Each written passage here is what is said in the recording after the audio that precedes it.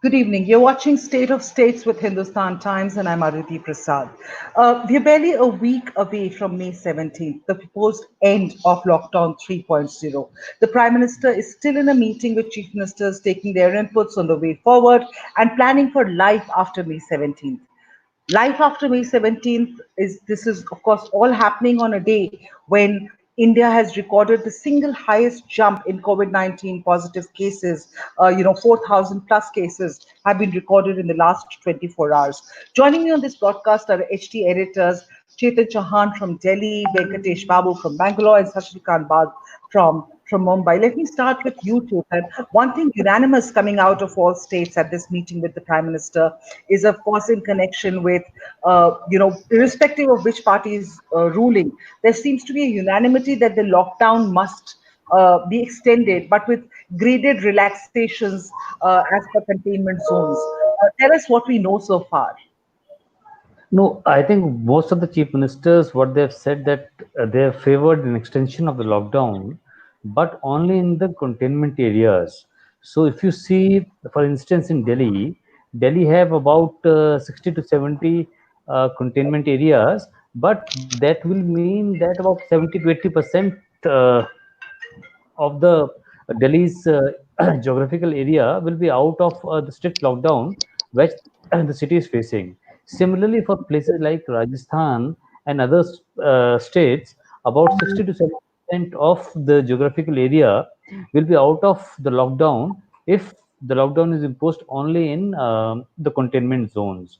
Second, a thing which the most of the states have asked is that they need economic package from the center urgently to restart the industries because as of today, not more than 25% of the industries have started production across India in different states. And in the industries also, the capacity is not more than 30 to 40%. They are saying unless the shops open, the markets open, the offices open, the business activities start, there is no demand in the market. So to have that sort of demand, many states have said that they should be given some sort of a freedom to decide on the economic issues. Like Chhattisgarh Chief Minister said so, Kerala Chief Minister said so. So these are the issues which have been raised. But on third issue, which was of the state finances, the GST money has not come. Many of the state chief ministers raised the issue that the GST compensation which the central government is supposed to pay them, they have not paid full amount so far, and because of which the state finances is in constraint. Despite the liquor shops opening, there's some improvement in the revenue, but still it is almost 50 days since the state haven't got much of the revenue. The revenue has been close to 10 to 15 to 20% of the usual revenue, and the state governments will be facing a huge crisis to pay salaries of May if the Right. economic activity is not started. So I think three things: lockdown in containment zones, compensation for the states, and more flexibility to the states to decide on how we should go ahead with fighting COVID-19. Let me come to Venkatesh Babu from Bangalore. Venkatesh, a lot of states have asked for, Chetan has aptly summed up what we've seen happening at the meeting so far. A lot of states have in fact asked for, especially a lot of states down south have asked for more control, in deciding where the lockdown should be imposed post May 17th. Which areas the lockdown should be imposed. What is your sense? What has been the demand from the chief minister for Karnataka, for instance? He's gone on record saying that the virus, we'll have to just adopt to new lifestyle changes, and we'll be able to defeat the virus with proper awareness and overcoming the stigma. And he's of course also asked for all international travel to be on hold, and all interstate and international travelers to be put under compulsory quarantine, which is the right move to go forward to. But what is it that the states are expecting when they are saying that they should be given this flexibility to decide what's good for their states, and which zones should the lockdown be imposed on strictly, which ones should be allowed to resume economic activity? Karnataka is an exception in the south as the only BJP ruled state. So it is very unlike, in fact, there has been some valid criticism of the chief minister that he hasn't been articulating the state's demands more forthrightly with the prime minister and with Right. the center as much as he should have done. But if you look at the other states, the left ruled Kerala has been vociferous in demanding that they be given a free hand to raise money from the market, that they be consulted before the center decides which are the green, red, and orange Or, zones. yeah. Even among the two Telugu-speaking states of Andhra Pradesh and Telangana today, there was differences in opinion in terms of the way forward. For instance, KCR of Telangana clearly said that this trains which are starting from tomorrow is a mistake, and he said that it shouldn't be done. Whereas Jagan Reddy, not only of Andhra Pradesh, not only welcomed that move, but has also demanded that transportation in public be allowed, which means plying of taxis, autos. This, in spite of Andhra having 1,000 plus active cases, vis-a-vis just 250 plus active cases in Telangana as of yesterday. So there is very clearly each state has different needs. The center needs to consult in terms of what each state needs, what it requires. But specific to the economic revival package, there has been a uniform demand. Tamil Nadu, for instance, today put forth a number and said that they require at least 2,000 crores in terms of central assistance right away to combat the current situation.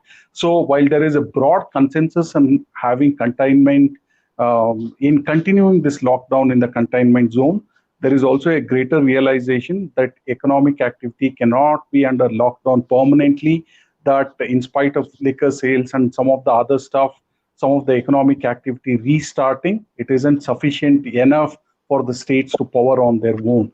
So all the chief ministers are demanding that the center do more, do it quickly.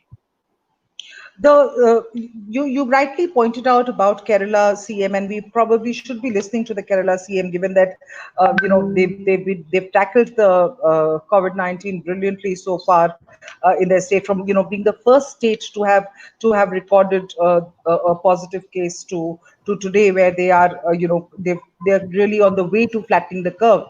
The Kerala CME pointed out that community spread will become an issue if trains are made operational without consulting states, and with trains becoming operational today and bookings being allowed to start from today, maybe that is a relevant issue for the Prime Minister to address. Yes, and beyond just the movement, also the other stuff which I highlighted about economic activities restarting, when will malls, theaters, temples, churches, mosques, because these are essential ingredients of day-to-day life. So there is a demand from states that they be allowed to have some say in terms of what gets started at the local level.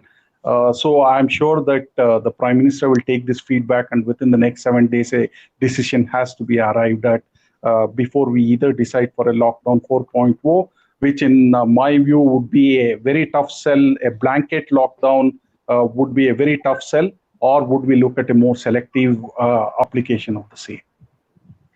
Let me bring in Sachin Kalbag at this point. Sachin, my question to you, and Sachin, can I ask you this question?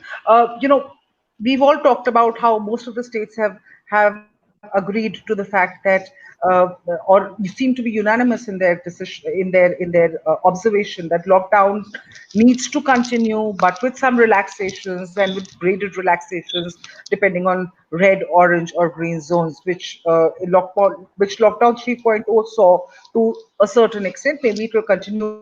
It will be implemented in a more diverse way going forward in lockdown 4.0.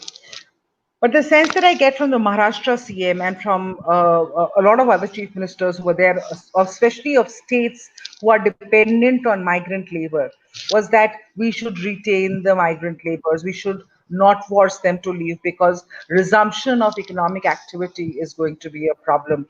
But given the fact that Maharashtra, being in the unenviable position of having the largest number of COVID-19 cases in the country, how is that fine balance between lives and livelihood? How can that be tackled?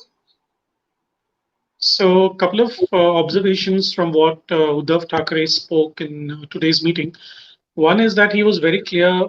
This is something that Chetan also brought up is in his uh, answer, is that the GST money needs to be given immediately to the states, so that all the work that is pending in the state, including that of creating shelter camps for migrant workers, people who need to restart their economy, the factories, etc., that needs to be started. The other thing is, of course, that paying the salaries of in the month of May and June is an issue.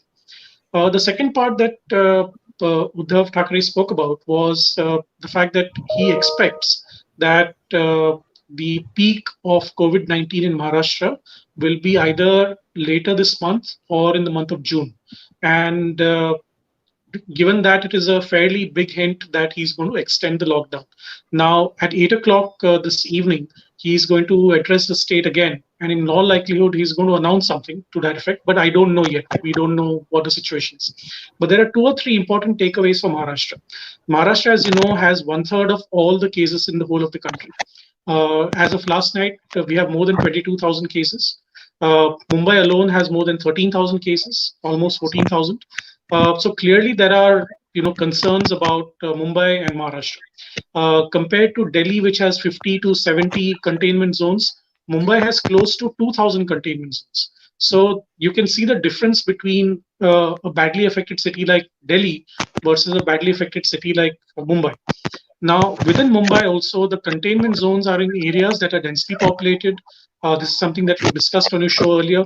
The resources that have been deployed by the BMC, by the Maharashtra government, are concentrated in 7 or 8 wards within the city, which have contributed to more than 65% of the overall cases in Bombay. So there are multiple challenges here. The third thing that he spoke about today was the opening up of the Mumbai Suburban Railway for essential services. See, at this point in time, what we have right now is that the entire city has come to a standstill because of the lack of public transport. Now, Right. Mumbai Suburban Railways carry about 8 million people every single day. That has come to a complete halt. Now, even if you take certain essential services, for example, vegetable vendors or dabawalas, or plumbers and electricians, and people who are the fulcrum of society in a situation like this, then some of the economic activity can be opened up without putting an entire society in danger of community spread or lack of physical distance. Now, once that has taken place, I think at least there'll be a restart to some part of the Mumbai economy, and as a result, some part of the Maharashtra economy. So we'll have to look at it in a different way for Maharashtra, primarily because of the amount of cases here. Pune, of course, is badly affected. Nashik is badly affected. Nagpur is badly affected. So between Mumbai, Pune, Nashik, and Nagpur, which are the 4 largest cities in Maharashtra, you'll probably need a graded exit starting May 17th, looking at how the containment zones are, where the containment zones are, where the red zone is now. If Mumbai, of course, the whole of the city is in the red zone, but we'll have to Right. look at specifically at the containment zones, because these are the areas where the maximum amount of community spread is feared. Right. And yesterday we were talking to the chief state epidemiologist from Maharashtra, and he himself admitted that there were certain areas where community has indeed begun. Let me bring in Chetan at this point. Chetan, we were talking about how migrant laborers, the states that are heavily dependent on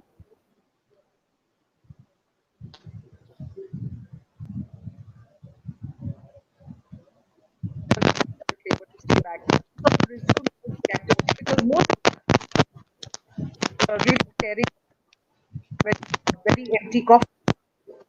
They need to replenish the,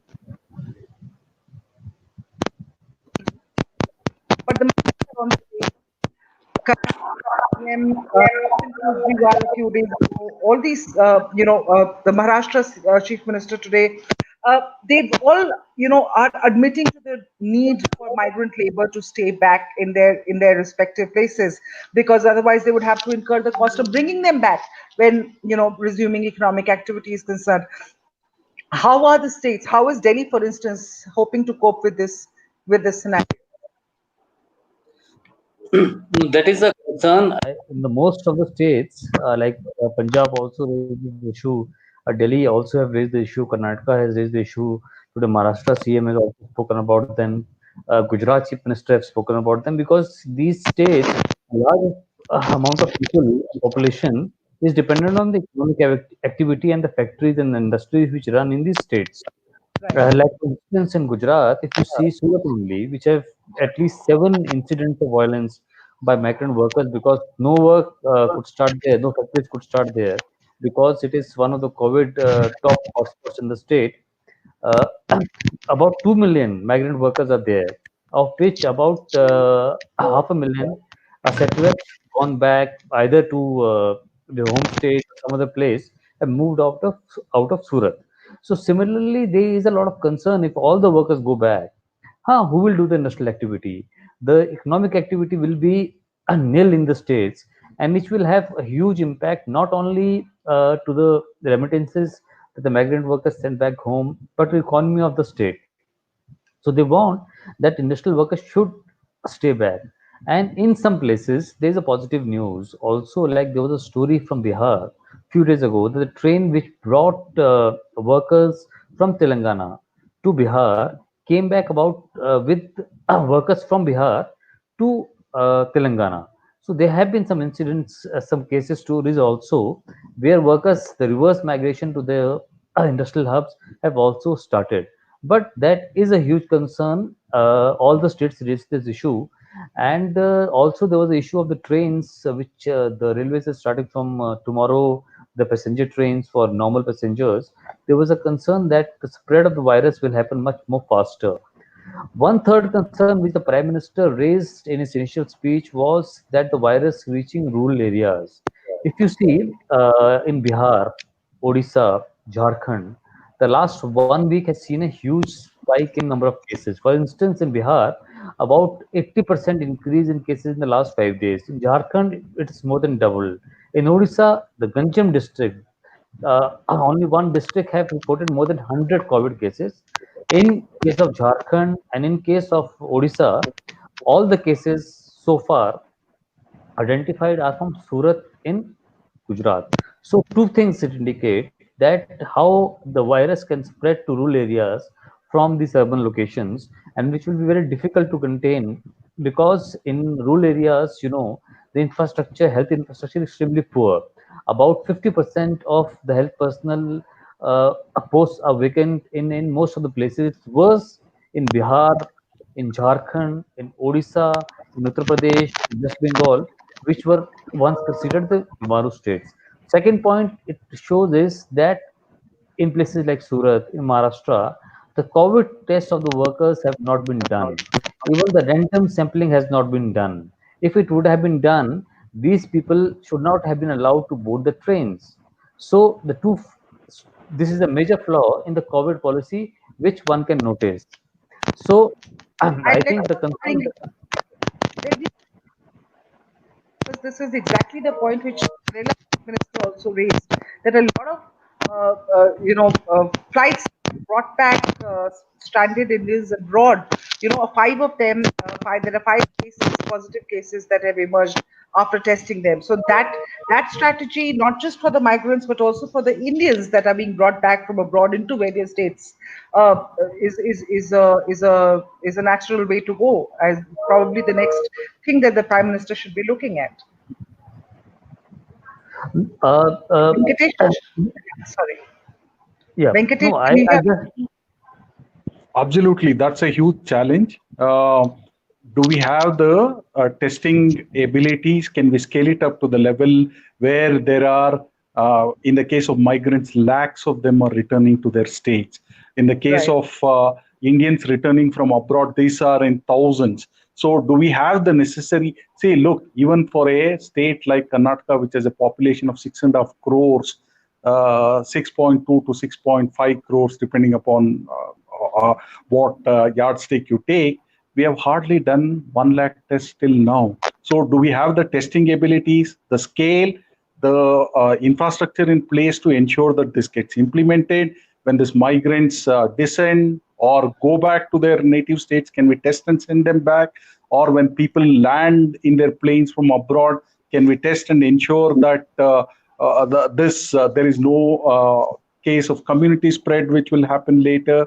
These are Right. precautions which the government needs to take, and I don't know whether we right now have the scale to address this challenge.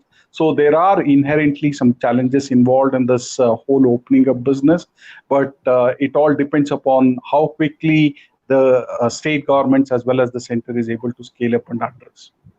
The fact remains, thank you for all of that. The fact, however, remains that states, every state, irrespective of ruled by which party or how many cases in that particular state, right now, resumption of economic activity is crucial for all the states as they battle to replenish their empty coffers. So clearly, there is a thing about, yes, lockdown must continue, and there will be a lockdown 4.0, but with many more relaxations, especially in non-containment zones, so that some amount of economic activity is resumed in those areas. What can we expect on the ground post May 17th? If I can just get, one-line answers from each of my panelists. Venkatesh, can we start with you? What can we expect? Seeing how the meeting with the PM's meeting with the CMs, what is, and the key news points coming out of that? What is the way forward post May 17th? What's it likely to be? Hopefully, impetus to greater economic activity, as you rightly pointed out, by ensuring that some of the lockdown restrictions are limited only to the containment zones and more freedom Right. is allowed to the states to decide what should be done in the non-containment zones so that growth picks up. That's one thing I would keenly watch out for. Sachin? Two things for Maharashtra, and I think overall also. One is the safety of the migrant workers who are going back and the people who are coming into India. And two is the resumption of economic activity in the orange and the green zones in the beginning, and overall, maybe later on, a roadmap to what will happen in the red zones as well. Chetan, your last points? I think one we will see a slew of guidelines coming in the next few days, which will tell us about the relaxations. There may be also be some sort of guidelines on how to read the COVID numbers by ICMR and Health Ministry in the coming days, like they did for the recovered patients, the mild patients to be who can be discharged and kept at homes. So similar sort of guidelines will come because everybody has accepted, everybody said in the meeting today that we have to learn to live with COVID. So the guidelines will come to tell us how to live and survive in COVID and how to continue the economic activity and how to run the country in times of COVID. So basically, yeah, what we are hearing really is that COVID is here to stay. It's not going anywhere, and we need to sort of learn to live with the virus. There's been a lockdown. There's ample awareness that's been spread by the government and by non-government organizations and by a lot of people, activists.